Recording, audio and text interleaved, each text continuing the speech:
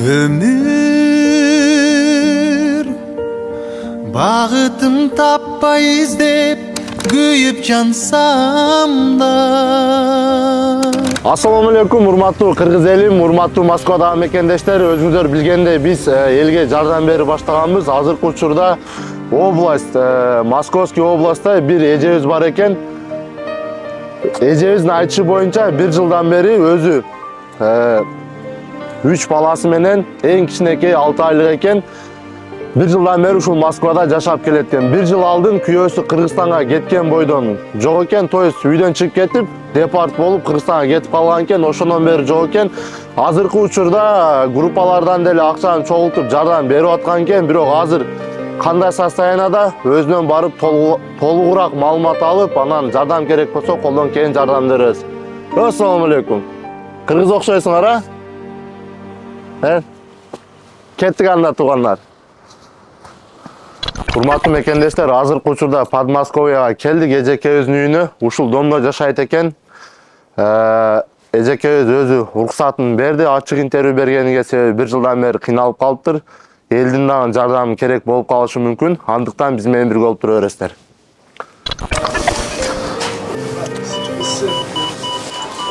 Оп, здравствуйте.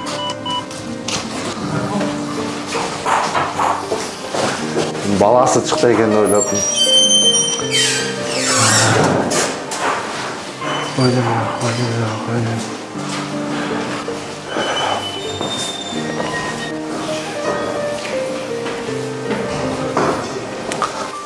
Хамет, чалчы канчанча таш экен? Ал эже канчанча таш? 2 таш.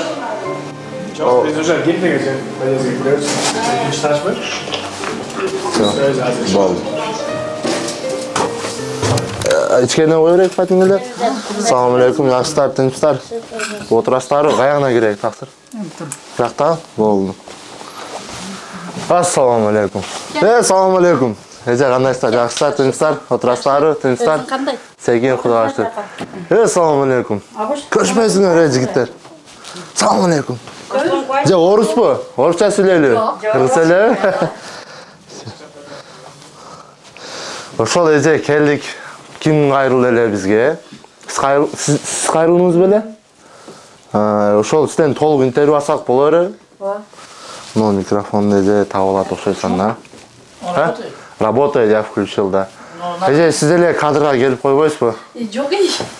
Келе бериң эже, келе бериң. Бизде эле ошондой эле эже. Кайерден ачып салам. Мен мындай көрүнбөй. Бул муну ичинен кылып аласыз. Мен көрүнбөй турмайт сүйлөй берем. Эгер мынтип сүйлөтөм деп сурасаң. Таксыр каякта? Жана ким болот буякта? Ал квартирант. Квартирант, Урматтуу мекендештер, турган көрүп атасыздар квартирасын. Ушул эжекебизге эжеке аты жөнүңүз ким болот? Дилфуза. Дилфуза эже, кайсы областтан болосуз? Оштон. Оштон? Канча жылдан бери Москвадасыз? Почти 6 жылдан бери кетелетмин. 6 жылдан бери ушул жерде жүрөсүз. Үчөө тең сиздин балдарыңыз. Ооба. Красавчиктер. Экөө уул бала, бирөө кыз окшойт, Өзүңүз жөнүндө кичине так маалымат айтып берип койсоңуз ошол ситуацияны. Мен ушул квартирада 3 жылдан бери жашайм да. Өзү снимать этебиз, анан күйөөм майда депорт болуп кеткен да. Үйдөн чыгып кеткен, ошо майда депорт мисалы үчүн кеткен. Ошо боюнча дайыны жок. Анан мен төлөгөндөн кийин чалгандан кийин ошо боюнча связь жок да, үзүлгөн. Анан ого чейин өзүм квартираны төлөп, өзүм жашап жүрдүм. Почти 9 ай болуп калды, майда 9 ай болуп калды да. Эже сиздердин квартираңызда турабы? Жок. Квартирам меники өзүм снимать эткем. Өзүм снимать эткем. Анан өзүм төлөп жашаган буга чейин. Подраткам бар болчу 6000. Ал жакта алып койду, анан ал жакта өзү келди, муну иштеген, бирөө ордо иштеген. Анан ошо продуктам акча жетпегенде квартиранын акчасын иштетип, балдарым ооруп калды, дарыга алып, ошонун Карпаттан акчасы кетип калды да. Анан ошон Карпаттан жабылбай калдым, анан бирөөдөн 57 000 Карпат алып төлөдүм. 2 айдан бери төлөй элек болчумун да, январь, декабрь төлөй элек болчум. Февралдыкында төлөдүм да, ушул айткан полный жаап бүттүм, карыз алып жаап бүттүм да. Өзүңүз не жумуш кыласыз бул жерде? Үйдө эле отурасызбы? Үйдө эле ушу үчөө менен, ошо квартиранттын акчасы менен жашайтмын, 6 квартирант бар. То есть квартиранттардын акчасы менен күн көрүп келесиз. Кыргызстанга кеттер желанияңыз барбы? Ошо мына кичинекей кызымдын сол кулагы укпайт да. Ошо бул жакта лечение кымбат экен, ошо Кыргызстанга лечение кылсамбы деген элем да. Кыргызстанга барып эле лечение кылайын дедиңиз. Ал жакта арзан экен да. А мына чоң баламдын бөйрөгү ооруйт, сол бөйрөгүнү биз больницага барганда айтканда өтө жакшы иштебейт депчи. Анан тынбай көзү иши берет. Ошо барып лечение кылсамбы деген. Экөө лечение кылсам. Күйөөңүз азыр связдабы? Азыр номери менде жок, чалсам оңай чалган номери өчүк да. Силер квартираңыздар эже? Мен коңшусу болом. Коңшусу болосуз. Кыргыз. Берде деле өзү кыргыздар көп окшойт да бу районда. Анан силерди биз телефондо көрүп калып эле Күнөйтте бир кызга байланышып көрчү. Ушулар деле анча болсо Кыргызстанга салып берели, өтө кыйын. Биз дагы кээде болуп калат. 1000 сом болобу, 500 болобу берип. Колдон келген жардамды кылып турасыздар. Ооба. Ошентип турабыз. Булар эми мынтип көргөн адамдар болсо көргөн адамдар болсо эми жардам кылсын, кылса жакшы болмок. Балдар деле эми айылга барсын. Бу балдар төрөлгөндөн бери Кыргызстанга бар элек. Бар элек. Ооба. Кайдан болосуз эже? Мен Кызылкаядан болом. Кызылкаядан. Баткендиге жеп. Ооба. Анан азыр ушинтип келе жатат. Мен мындай кыжалат болуп атам дегенни.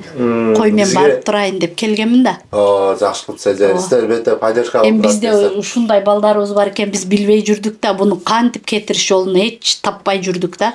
Негиздеп келгенде көрүп турган адамга өтө эле кыйын жашоодо жашады. Ооба. Москвада кыйын эже. Ооба. Мен деле семейный ушуяктамын, кээде бизде деле жолдошум иштеп турса деле жетишпей калат. А буга жолдошу жок, 3 бала менен буну төрө элек кеткен жолдош кичинекейде. Ошо ойдон жок. Чындап эле кээги күнү доширак жеген күндөрү деле болду. Анан бизден ашса беребиз, алап келет, булап келет. Бизде деле эметте кыргыздар бар да. Анан бири-бирибизден силерди телефондон көрүп, айтып көрөйлүчү, балким эгер чындап эле ушундай жардам берген балдар болсо бир колубузду сынайлычы жардамга дедик да. Эми Куда кааласа биз азыр колдон келген микрофон берип туруң. Куда кааласа колдон келген жардамды беребиз. Анан только силерди азыр Кыргызстанга жөнөтүп койсо, ал жакта уже кандай ата-энеңиз барбы? Баардыгы жакшы эле. Мен Бишкекке эле эжем үйүнө барам, эми ата-энем үйүнө барсаңыз эле баягы жакшы болуп кетет, а? Урматтуу мекендештер, биз колдон келген жардамды беребиз. Көрдүңүздөр кандай үйдө жашап атканы. Москва оңой эмес. Могу Кыргызстандан өзүнүн туугандары, жаштар көрүп аткан болсо, Москва маза экен деп келе бербей. Эгер бул жерде деле Москвада таныш билишим жок болсо өтө кыйын. Келгенден кийин иштеш керек эже, туурабы, не дедиңиз? Ооба. Анан ушинтип өзүнүн эжелер ушинтип кыйналып отурган болсо, жаштарга деле айтарым, мисалы бири-бирибизди поддержка кылып тура турган болсок, мындай окшогон көйгөйлөр оңой эле. Алла Таала ар бирибизге ар кандай сыноо бере берет. Биз Алланын ыраазычылыгы үчүн Кудай кааласа колдон келген жардамды беребиз. Азыр данный момент кандай кемчиликтериңиз бар? Документ жагынан баары жакшыбы? Эми документте кызым менен балам өзүм атымда, анан бул кичинекей чоңтасынын атында да. Анан ошо кеткенде катыша алсам, буга доверенность сурайбы, сурабайбы? Жок, бул жактан Россияга кеткенде эч кандай доверенность сурабайт. Кыргызстандан бул жакка келгенде либо 18 жашка толор балдарга мисалы доверенность сурайт да. То есть бардыгынын метрикелери бар. Паспортуңуз бар? Бар. Мындай тарса кандай дейсиздер бир комнатаны, мисалы кээ бирлер ойлойт да Москвада оңой деп ушинтип канча кухняларыңызды бир сыра тарсак болор. Болор. Урматтуу мекендештер, азыр ушул квартирада Подмосковьяда ушул эжебиз 3 баласы менен кандай состоянияда жашайтынын айтып айтканда, кандай шарттары менен жашаган квартирасын көрсөтүп беребиз. Кухнясы кайсыл жакта эже? Бул жакта.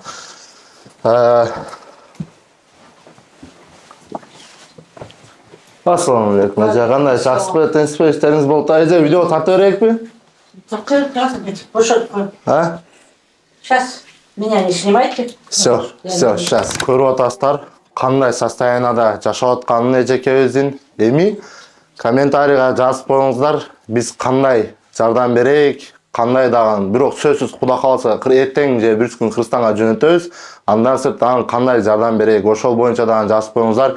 Эжеке, сиз деле айта бериң. 6 жылдан бери жүрөм дедиңиз, бул жакта? Буга чейин иштегем, ошо төлөгөндөн бери иштей элекмин да. Төлөгөндөн бери, конечно, кичинекей менен кантип иштейсиз, эмне иш кыласыз?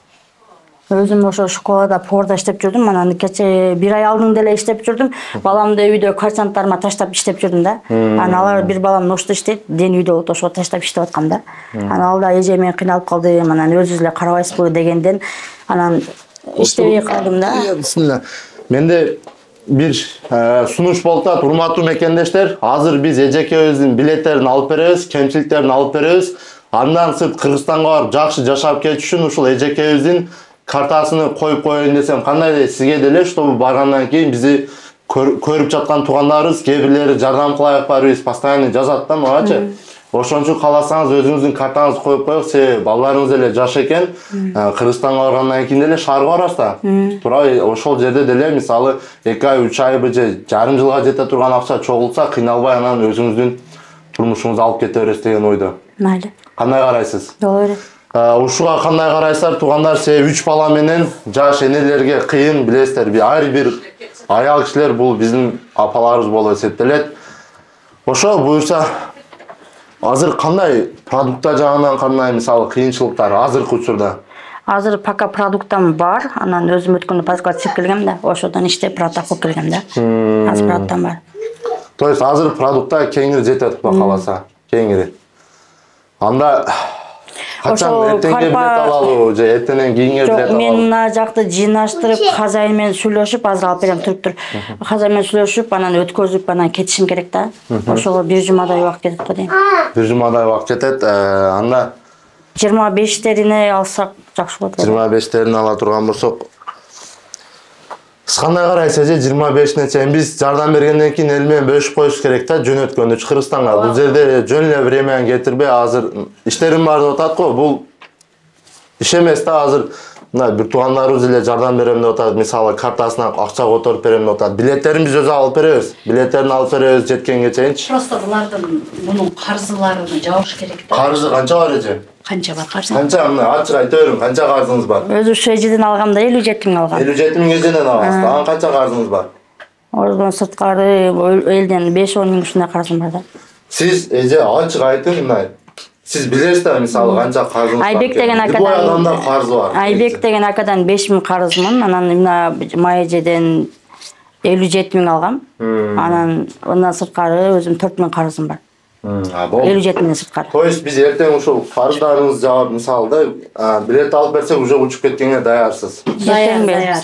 Эртеңби бир күнбү, мисалы 2-3 күн. Эртең десин, эртең эмес да эми. Бул деле мунеттерин жыйнасын. 2-3 күн ичинде жөнөтүп беребиз, Кудай кааласа. Себеби мынтип Ашыгы менен бир 5 күндө, ашыгы менен 5 күн ичинде анда жөнөтө берейик туугандар. Анда биз так, микрофон. Туугандар, биз азыр келип көрүп кеттик.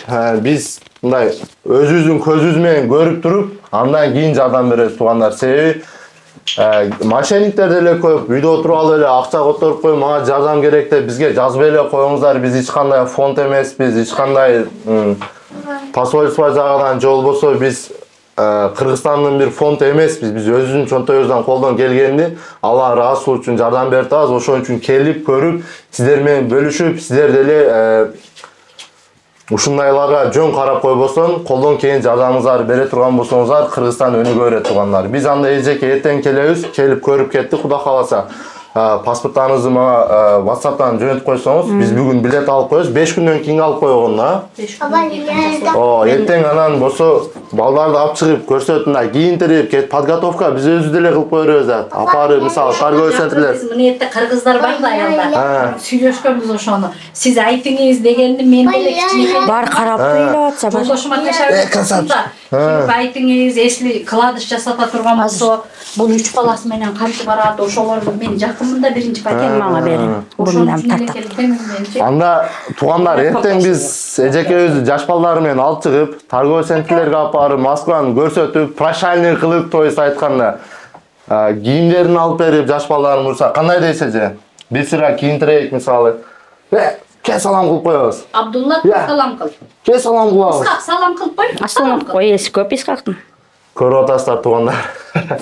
Кудай кааласа эртең жакшы таанышабыз, а? Орусча билесизби? Билет. По-русски знаешь? Абдулла чыккыл жак, эй. Бу бекин алды ой качып Кебега. көрүшөбүз. Красавчик. Эртең анда алып чыгайык эже. Бир сыйра Москва менен прощание кылайык. Биз мындай не только кайгылуу эмес, кичине ошол шаңдуурактан кылайык деген ой бар да. Позитив кылып, мисалы 5 күндүк дүйнөдө тура эже не дедиңиз? Биз эми айландырышка вообще оюбузга келбеди, просто аларга кладыш жасаткан болсо, менде деле 2 кичинекейим бар, машина чакырсак 2 кресло керек. Дегендей мында 3 баласы бар да, көчөгө чыгыш деген оор да. Конечно. Всё. Тугандар, Кудай кааласа эртең келебиз. Эртеңки выпускту карап туруңуздар. Сөзсүз бул итогу менен бөлүшөбүз. Мына эжелерим, баткендик эжелерим ушул жерде сасет, ушинтип көз карап алган үчүн эже сиздерге дагы чоң рахмат. Ишиңиздер ийгиликтүү боло берсин. Сиздерге окшогон инсандар бар, ушинтип биримдикте болсок, любой нерсени жеңип кетсе болот. Биз менен бирге боло бересиздер, тугандар. Эртең Кудай кааласа сөзсүз келип, колдон келген жардам беребиз. Bağıtım tapпай издеп, күйүп жансам да. Ömür taqdırda can үрөп мен өңдөн ассам да. Ömür бақытты азап жандап, түшүк тартсам да. Мен сени сүйөм ömür, мен сени сүйөм ömür. Алдыңдан азгырып чакырдың ай, алдың го жаштыктын жазындалай. Ансың да сыйлығың ақым барай, мен сени сүйөм ömür. Урматтуу мекендештер, өзүңүздөр көрдүңүздөр, эжекебиз кандай состоянияда жашап жүргөнүнү. Бул деле Подмосковьяда. Кудай кааласа эртең биз жакшы сюрприз кылабыз. Кудай кааласа аны эжекебиз деле билбейт, жаш балдарына деле сюрприз кылабыз, колдон келген жардамды беребиз. Эми 3 жаш баласы менен эң кичинекей 6 айлык кызы бар экен. Кантип иштесин тугандар, эмне кылсын? Кыз бала мындайча айтканда азыр эжекебиз эч кандай жумуш кыла албайт да. Эжесин үйүнө жөнөтө беребиз, Кудай кааласа колдон келген жардамды берип туруп. Ошол биз менен бирге болуп тура бересиздер. Эртеге Кудай кааласа жакшы видеолор менен сиздерди сүйүндүрөбүз. Анан самый главный каналга лайктан басып, катталып тугандар. Подписканы басып, видео киргенде таш лайктан басып, комментарий жазып турсаңыздар, биз ушунуздан калбай түнү күнү сиздерге кызмат кылып, ошону деле жөн эле эптеп киргизип койбосун, профессиональный монтаж кылып туруп, Кудай кааласа сиздер менен бөлүшүп турабыз. Көргөнгө деле мындай приятный болуш үчүн. Ошо тугандар, биз анан эч кандай өзүбүздүн картабызды койбойбуз, өзүбүз колдон келген гана жардамды беребиз. Ошо тугандар, генеральный спонсор автосалон тугандар, Масс Моторс, аны өтө жакшы билесиздер. Любой машинаны келип без первоначальный взнос алып кетсеңиздер болот. Биз менен бирге боло бересиздер тугандар. Самый главный, кыргыз элим любой жерде биримдикте боло берейик.